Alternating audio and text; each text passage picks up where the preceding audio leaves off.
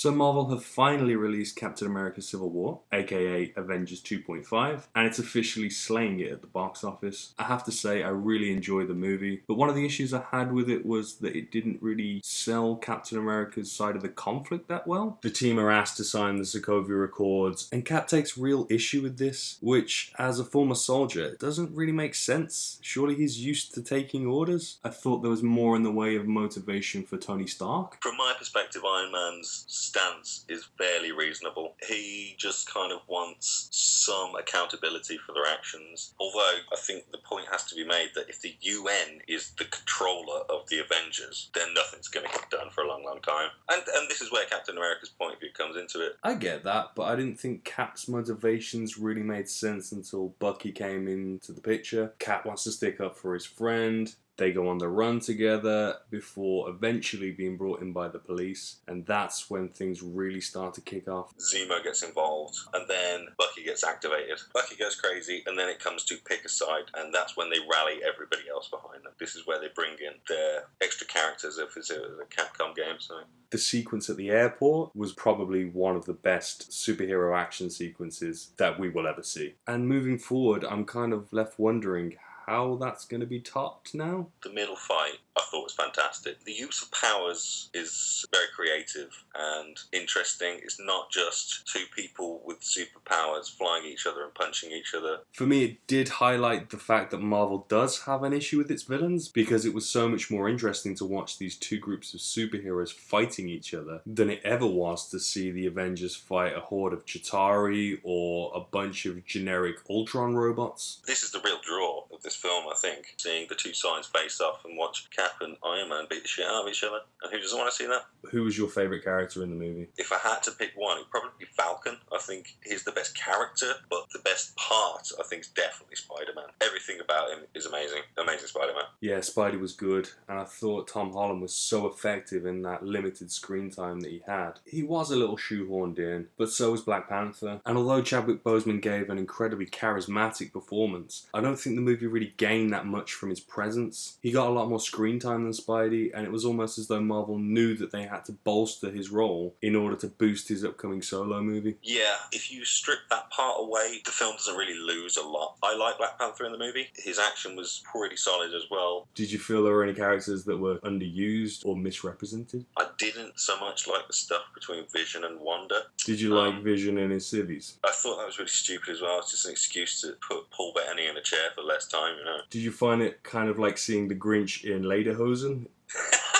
Yes, it was like Kermit in a tux. Just the head popping out that we all recognised, and then the body could be anything. As much as I didn't like the Wanda and Vision scenes, I thought the bit where Hawkeye broke in to break her out, I thought that played out really well. And good for Clint. I love Hawkeye in this movie. What did you think of Hawkeye? I thought Hawkeye was a little underused, but I think the way they used each character to serve as the story worked really well. And I also thought they were really smart in how they used each actor to their individual strength. Coming back to Hawkeye, can you think of another actor on the cast who could have pulled off that jail cell scene with Tony Stark as well as Jeremy Renner does? Probably not. Hawkeye, I think, is the unsung hero of the Avengers movies because he is just the guy with the bow and arrow in a super battle, and it does make no sense.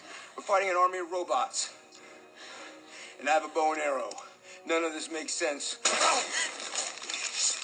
Let's talk about Ant-Man. Firstly and foremost, he had a big role to play, after all. He had some really funny moments. I really enjoyed the part where he was inside the Iron Man suit. He nailed all those comic beats, and I really appreciated having him in there. But this is where I think the movie falls down a little bit, is that bit in the middle with him and Spider-Man, where they're both reading off one-liners and the action's intense, doesn't sit well with the other bits, either side of that. I think they're a little disjointed along the way, which kind of bothered me as I watched the film. So let's talk about the bad guy. I like the approach they took with Baron Zemo. He's a different type of villain to what we see in the MCU before. And he didn't have to put on like an Iron Man suit to be imposing or dangerous. I thought he had not very much depth at all, but it was very well played, not only by Daniel Bruhl, but by the directors as well. They used him exactly the right way. He's not out for world domination or to destroy everyone or whatever like all the other villains are, seemingly. He's much more personal. When you look back at the movie, there were one or two plot holes when it came to Baron Zemo's overall plan. It all seemed to revolve around Bucky, and what inkling did he have that Bucky had killed Stark's parents? And how did he know that Stark was going to be there to watch the video in the final act? Even though it's almost unbelievable that the steps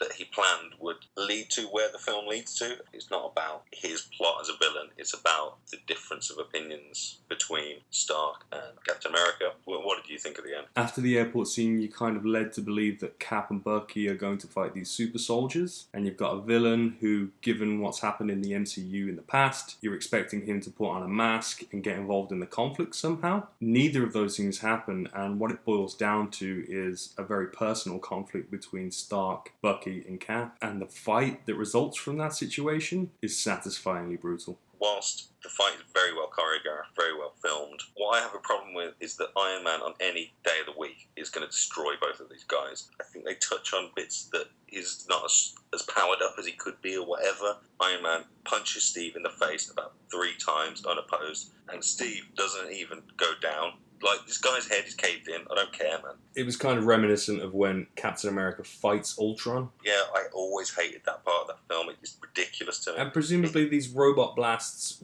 could just tear through someone's body, and Cap repeatedly gets blasted. Maybe they're not actually trying to kill each other, but if Iron Man wanted to put him down, then game over. And it wasn't very satisfying for me. But whilst that's going on, the scene between Zemo and Black Panther is happening, and that was satisfying for me. They both had tragic losses, and one's responsible for the other ones. But this is how strong a character Black Panther is, that he resolves that in his head, and he stops Zemo from killing himself. Yeah, it was a very emotional coda for both characters. And given how many third movies we've seen that have totally collapsed because of their own pretentiousness, this is a very satisfying end to the Captain America trilogy. And not only that, it's defied our expectations in many ways. Who honestly thought Captain America, the trilogy, would turn out as good as it has? I came out Civil War smiling from ear to ear, and for that reason, I'm going to give it 4.5 giant men out of 5. I'd put it at 4 Vision tuxedos out of a full week. So the other day he'd be wearing his regular Vision costume. He wears I like it. How do you think moving forward the events of Civil War are going to affect the MCU and specifically Spider-Man Homecoming? What I hope happens is that they do the Sinister Six in Spider-Man, go balls to the wall, and those Sinister Six then can reoccur in other MCU movies. How much overall impact would it have on the MCU?